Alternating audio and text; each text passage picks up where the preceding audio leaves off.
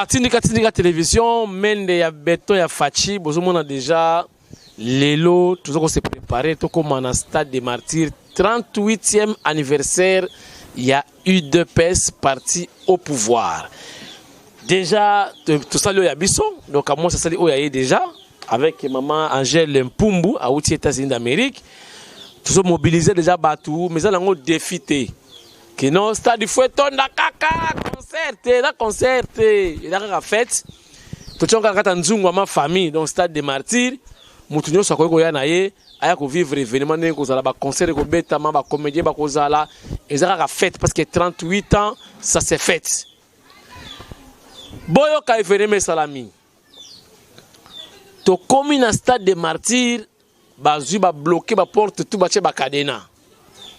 Instrument est cotaté, podium est cotaté.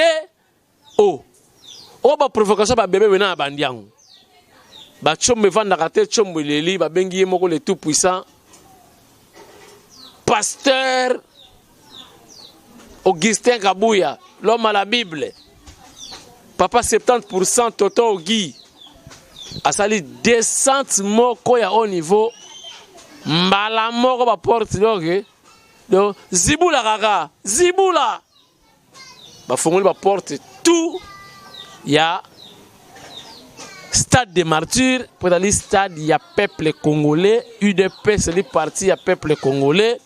Bamato, c'est Koti. Bralima, Baniko monté déjà au podium. Bas, Jésus déjà position. Bah, combattant, monsieur, il y a un stade, le total, la biso. Au moment où je vous parle, ma solo déjà carré la Stade des Martyrs. Bana Brazzaville, bo 4 sera déjà, bo ya déjà, bo ya la fête 38e anniversaire. Il y a UDPS.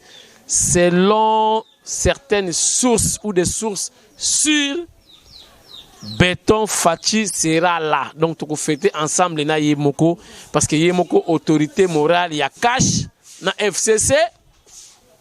Yemoko, autorité morale, il y a UDPS ou président, il y a UDPS, mais tellement d'aller empêcher na makamuya mboka apesi intérim na Jean-Marc Kabound parce que yé a comme président, il y a République démocratique du Congo, faut asala siko masolo, il y a RDC Mobimba. Alors atiki apesi parti à pouvoir na Jean-Marc Kabound asimba masolo pour na moi tamuke pour ma soletali UDPS. Voilà. Et rata quitté quand on a appris que Bakangi ba porte ya Stade des Martyrs, Augustin Kabouya a bengi pele kinaye tindika papika moi salobi yaka tokutana en aparté. Oh il a image moko exclusive na kata Stade des Martyrs na nzungu ma famille na CG Augustin Kabouya na ba combattant. Botala ndenge lekaki et puis Kabouya azangaki malobate ya tumbakati po bango bazali soki ya zu parole mboke ningani Kabound peut soki zu parole mboke ningani.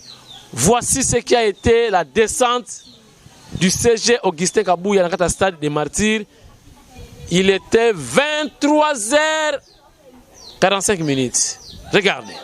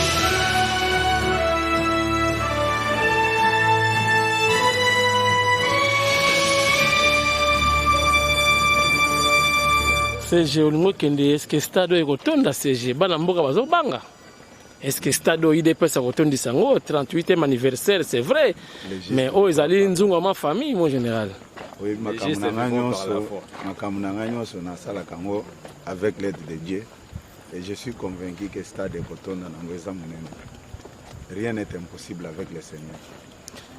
Oui, Seigneur Azali, mais est-ce que l'IDP ça s'est préparé en conséquence? Je vais vous dire aussi une chose. Est-ce que vous avez une fête d'anniversaire ya mutu? Il faut que vous ayez baton. Les alagate. Toujours un anniversaire, tout boy ko salango, liboso permanence na bito to choisir cadre yo ba congolais tout. O balingaka IDPS ba ko na bango to. Ah, il va défiter hein? Non, ils ont défité. Est-ce que mon équipe sont dans la compétition na mutu non? Il faut que le stade tonda non. To lobi bongo te. To poni cadre puisque c'est un cadre par excellence oyo to monique congolais tout. Akoya na e ezana centre. Koya auta Kingasani comme l'IDPS c'est une grande machine et c'est notre première année il y a pouvoir il faut mutunyo soya. Au moins na lobaki même bateau batika biso bakenda bakoki koya to sepeli na bango après to kabwani. Donc 38 ans, il y a IDPS, tout le bilan est positif, CG. Et Kabou, il y en a pointe. Hein? Tout est bien. Est-ce que, pour nous juger un parti politique et prôner qui non-violence, c'est que le jour, le président Félix Azako prêtait serment, même temps qu'il y a pouvoir, le bilan est largement positif. Concurrence zate. Mokonzi ya mboka lelo asali ronde aketala ba chantier. Oh, tindika. Tika makambo ya ba chantier wana. Yo ki mikolone bazo finga ngepa batene te basana compétition. CG ba fingi yo te mais le seul péché pour te kendo la ba chantier wana. Ah, to yoki ne peuple la yembi nzembo lelo. Peuple yemba kindeni ngaza kite ngaza kina stade. Nzembo etamboli ba yembi nini? Ba fingi dirikab.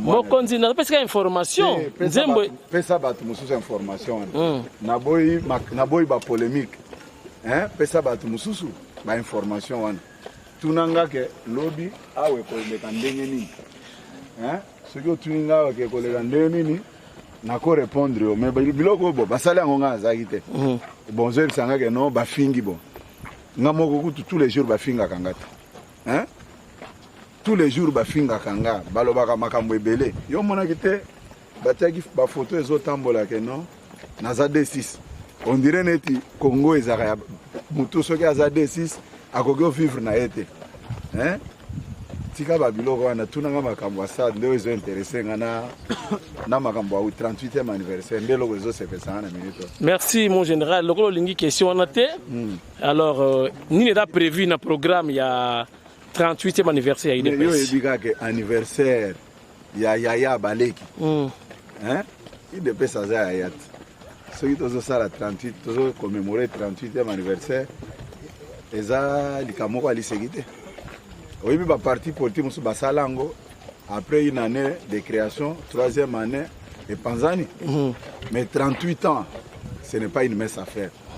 Donc ça c'est fait. Et surtout que Kolo Masolo akufaki naye. Oyebi tango président Tshisekedi akufaki ba émission belé salama na Congo. Balobaki IDPS eza na longue vie te, IDPS eko disparaître. En tout cas, tous regretté IDPS vraiment. Balobi ba makambo belé. Mais lelo batu même ba sous-estimaki biso bata IDPS balobaki non voilà parti wana eza na crème intellectuelle te, parti wana nyonso mutu abando pesa analyse na ye menga na bando seka kaka na bando lo bon rendez-vous le 30 décembre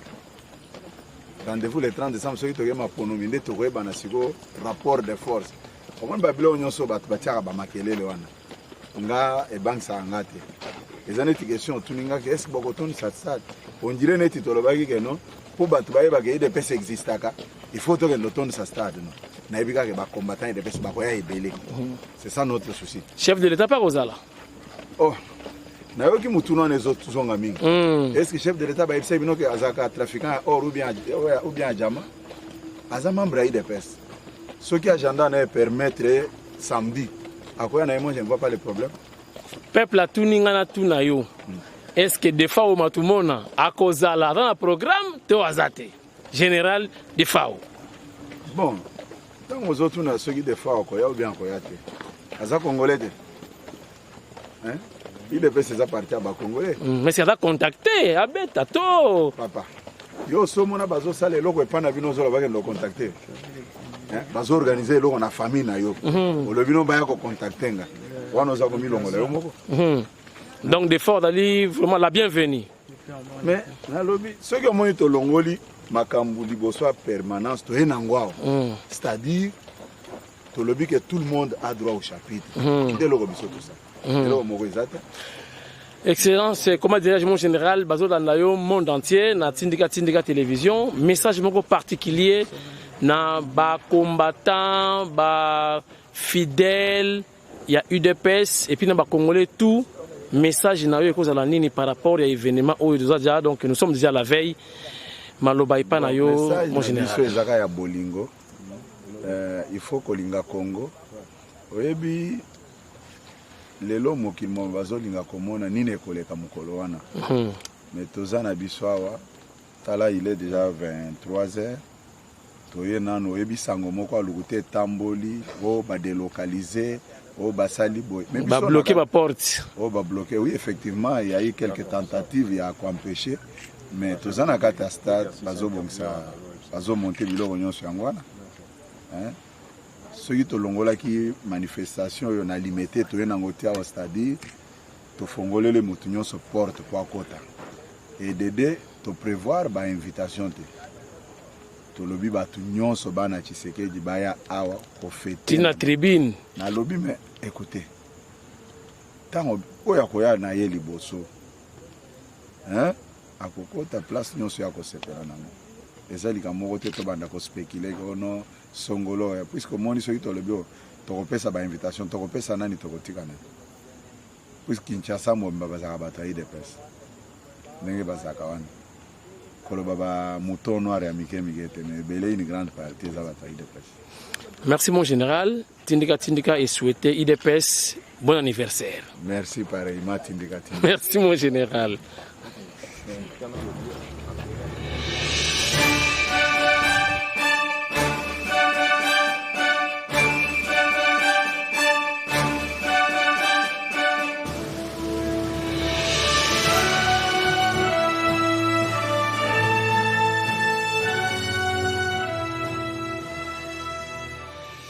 Voilà, botali image, certainement Bossepeli, et l'équipe très bien. Dans le stade de Martyrs, dans le cas préparatif, Bobongama déjà parce qu'il va tout déjà position. Ngamoko na tché deux bus, donc ensemble na maman Agel Mpumbu, to tché deux bus, donc esprit de vie ya Ophélie. Et comme ma batunga na tché côté Angaliema, c'est-à-dire Delvaux, stade de Martyrs. Et zo ma batuna Tongo, ti botondi kuna na pokwa ezongi si bien la bandako. Angel Pumbu a bis côté à pompage. Donc pompage, stade de Martyrs, aller et retour. Et Memi Batou, ils ont aussi fait Batou. Ils ont retardé, ils ont besoin de contribuer, numéro de téléphone, ils ont lancé à la télévision, ordinateur ou téléphone, ils ont la Tindika. Contribuer, payer ça moyen pour réussite. Il y a 38e anniversaire, il y a UDPS dans le stade de Martyrs, dans la famille. Bisso, tu sali déjà, il y a Bisso. Vous avez des preuves zaliawa. Yo pesala oya yo pour un intérêt général, intérêt à UDPS, intérêt au peuple congolais. Fachi certainement à cause de la ensemble à fêter anniversaire il y a UDPS parti à papa naye, parti à peuple congolais. Biso to sali ya biso yo pe sala oya yo. Voilà. Donc tu tcheba bis, tu sali ba banderole pour un intérêt, il y a Fachi Béton, pour un intérêt au peuple congolais, pour un intérêt à UDPS. Contact Yangwana, Bobengi Biso, Raka, et dans nos retardés, on peut faire quelque chose rapidement pour un événement et Simba. Mais ça défité. Ils ont match à Chelsea, na Liverpool. Ils ont match à Vita, na Imanate, mais c'est une fête nationale. Entrée libre, ben invitation exacte. Bolo bateke ngai na lingi botanga na place likolo peme na fatité yaka no kaso ya avant ata na tribune okofanda ba occuper mutu te mais alaka propre koya na mulangi te koya na mbeli te poso bazuyo na biloko wana olandi Kalev. Merci na Mike Luzoladio a aidé biso na caméra et puis na régie finale. Merci na ba Congolais nyonso to fêter ensemble 38e anniversaire ya UDPS et na ko saluer mémoire ya Tshisekedi wa Mulumba initiateur. C'est vrai bazalaka pe ebele mais yende akumbela ki masolo tina suka. Oyo afinga ki famille présidentielle a tenté aya na UDPS lobby azu lokutu. Mutala ki vidéo ti. Oyo afinga ki famille présidentielle bakazo ke na Lubumbashi. Ba mosala ba trafic, ba ke luka ba mbongo na Zandu. Mutala ki vidéo. Toyoki masolo. Kiazala masolo na Amida bazo libérer moi eloko pour ya rapport ba ke no coalition PPL INC PPL mais pourtant moi les soulé zali moi bien ti akoma vivre na makambo wana bon mona raté jour facha mara présent à CPL raté parce qu'il y a vivre na événement oh non ça marche oh boy na boy abeta maki lobby les sous abeti doyen ba porte ya ba abeti doyen ya ba parlementaire debout li kofi atolo goya simi mutwabia na katsana sina silati coup de tête coup de tête coup de tête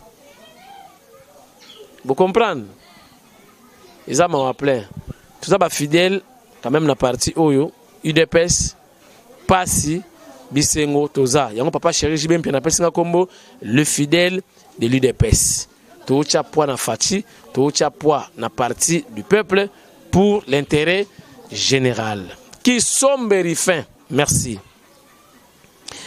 Vitesse Jacob Moudingai. Merci. Christine Mpinda wetu. Merci.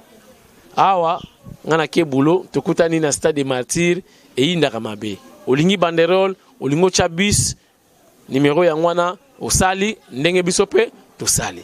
Poto cha fachi poa parce que année o dali bané ya action Baxué Bandi. Allez, à la prochaine occasion.